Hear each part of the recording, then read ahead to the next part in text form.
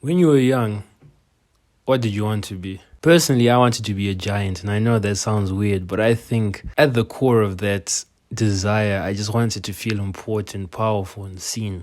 And I know that's a bit mushy, whatever, oh, so sweet, whatever, shut up. You, on the other hand, were probably less weird than me. So you must have had something tangible, something real, like I want to be an astronaut, I want to be the best musician, I want to be this, I want to be that, right? When we were children, there were no limitations on what we dreamed about. We looked at the world as if it were a prism of opportunity and endless hope. Like I don't think I've ever met a child who's had small aspirations. And even when they have small aspirations, like you can ask a child, what do you want to be when you're older? And they'll say, I want to be a postman, but their dad would have been a postman. So it's not that they want to be a postman, but it's like they look up to their dad so much, and to them, their dad is like the most amazing person.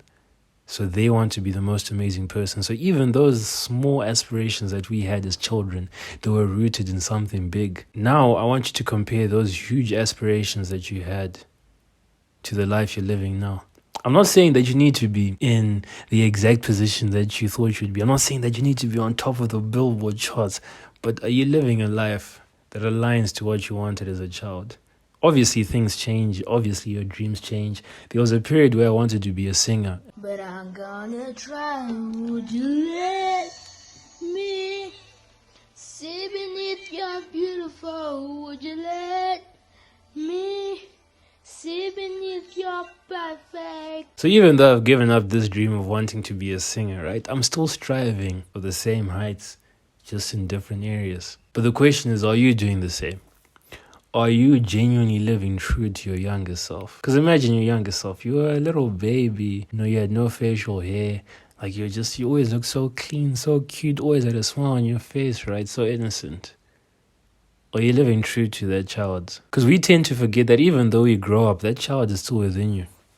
Baby Teach is still very much in you. In fact, Baby Teach, I'm still Baby Teach. I just have facial hair, longer hair, pubic hair. Okay, that's a bit too much information.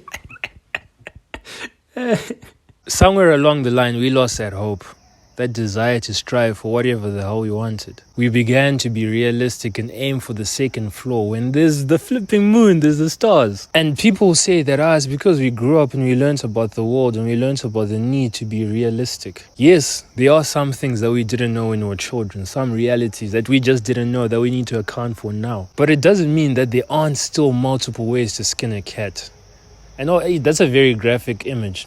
What I mean is there are multiple ways to reach where you want to go, right? Let's say you want to climb a mountain. You can climb a mountain by walking up that mountain, or you can go in a plane, you can parachute down, or you can get in a helicopter and you can land on like the flattest piece of land on top of that mountain. Whatever.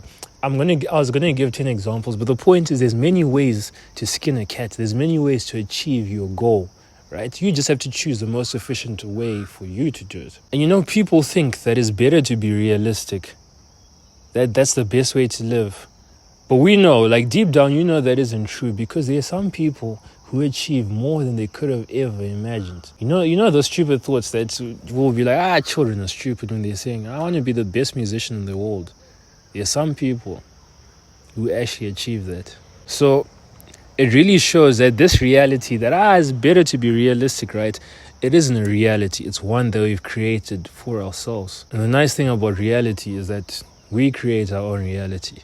So why not create a favorable reality?